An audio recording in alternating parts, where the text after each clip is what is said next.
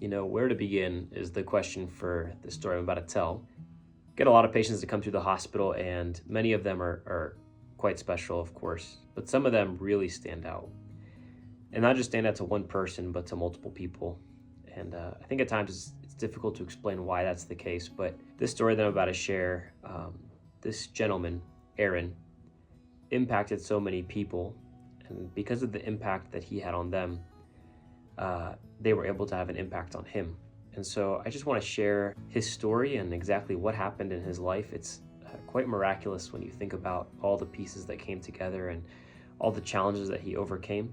Aron is a 33-year-old guy. He lives about 5 hours, actually longer than that even, 7 hours away from where we are at Tennewick, the hospital that we're at. He came to the hospital originally in March of this year, 2024, because he was noticing he was short of breath, having difficulty walking, and just completing his daily tasks, not really sure why. Maybe you noticed his legs were a little bit full of fluid, so he came over to Tennewick and a ultrasound of his heart was done, which showed that the mitral valve, the valve on the left side of the heart, had a defect. All the blood was going around the valve back into his left atrium when it should have been going down into the left ventricle and out to the body through the aorta. So all that blood was going back in a circle and leading to what you frequently call heart failure. Because of this, it was necessary that Aron would need heart surgery. He didn't quite have the ability to do his heart surgery right then and there for multiple reasons. Being away from family, financial, the strain it would take on his body. There was just a lot of things that kind of prevented him from getting surgery that day or at that time. And so he went home and then he came back again in June. In June, he was significantly underweight. As you can see, his legs were super thin, his face was thin, his whole body was thin. And it was going to take a lot of work to be able to get him to a spot of where he would recover, especially after a big surgery like heart surgery. And so it was necessary that in order for him to get surgery, he was going to need to gain calories. It is not easy to gain calories when you're in heart failure.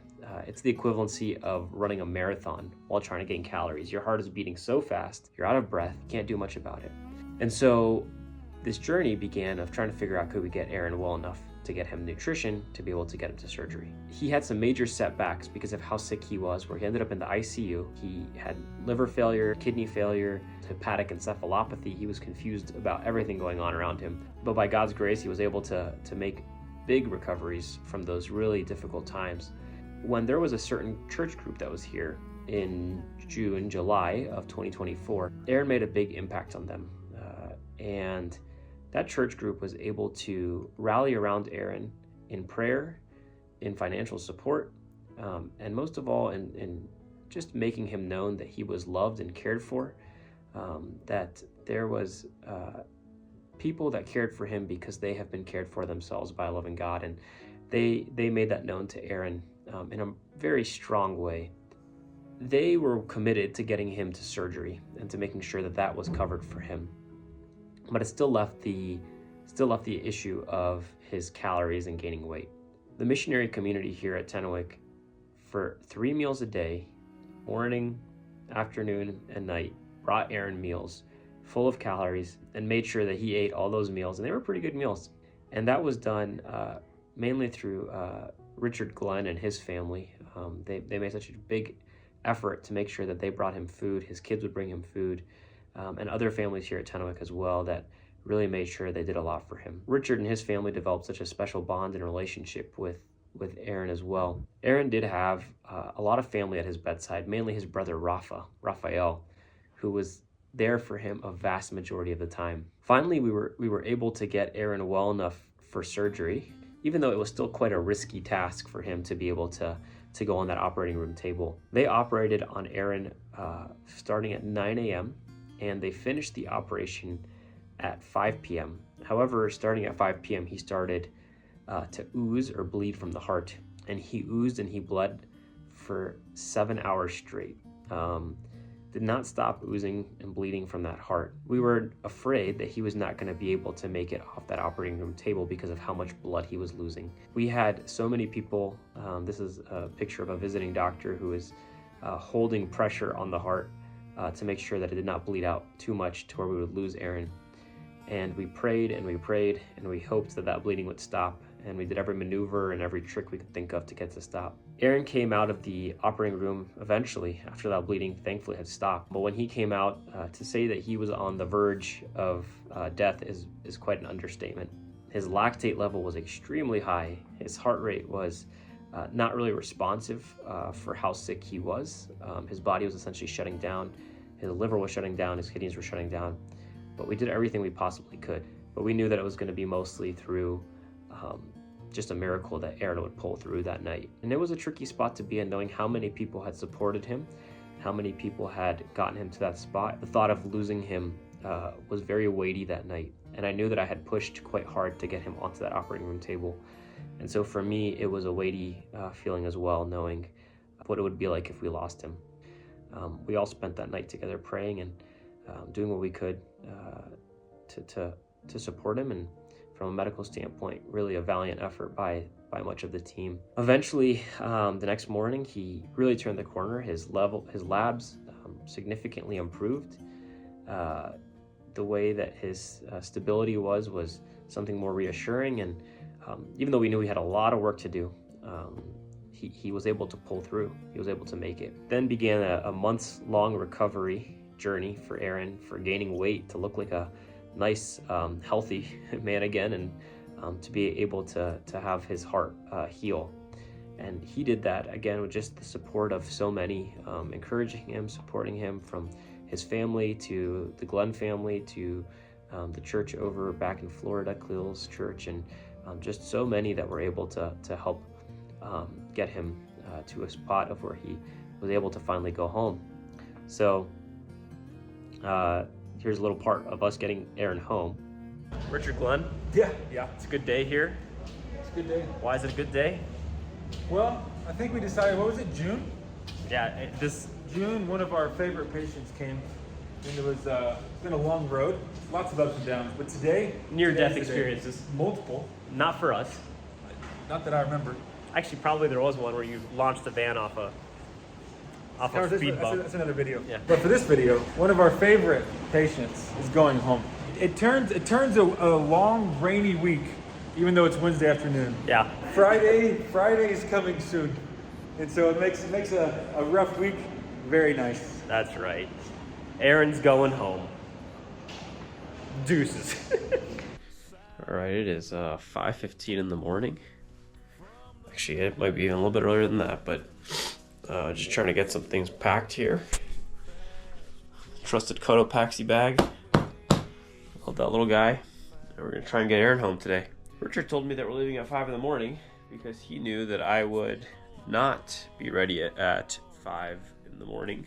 He said now that we're actually leaving at 6, and he told me 5, so I would not show up late. And he actually did the right thing, because I'm literally packing now. So as much as I hate him, he did it right. Respect, Richard. All right, so it's like 6:09 a.m. right now.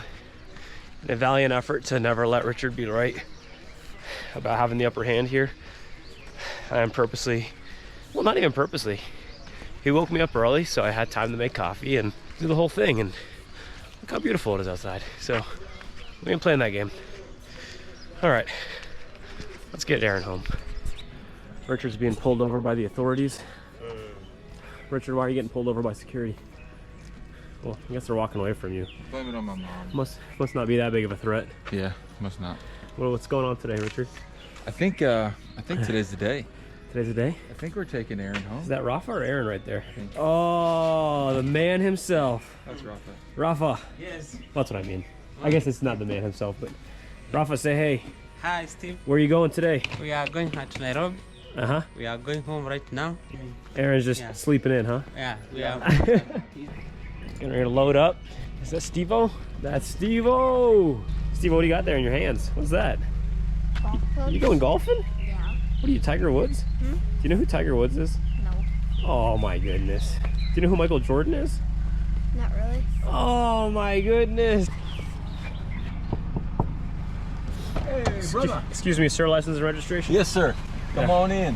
What are we getting ready to do today? Hey, we're gonna go take a road trip. Uh-huh. Nairobi. That's a real camera, or is that just a? It's a fake? GoPro. What's some you got in the cereal box?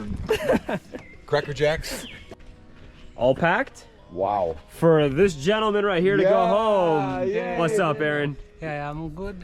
Very okay, very happy, excited. Yeah, you ready to Thank go? God for this day. He's looking right. great too. Yeah, yeah. Very He is. He's looking excellent. All right, crew. I tell you. We're going to be shipping out to Nairobi soon. All right, all right. All right. You just left Tenwick? Bye, Tenwick. How long have you been here, Aaron? He's been here full time, non-stop since July. Since July. And no more. 6 weeks, 6 months. Yikes.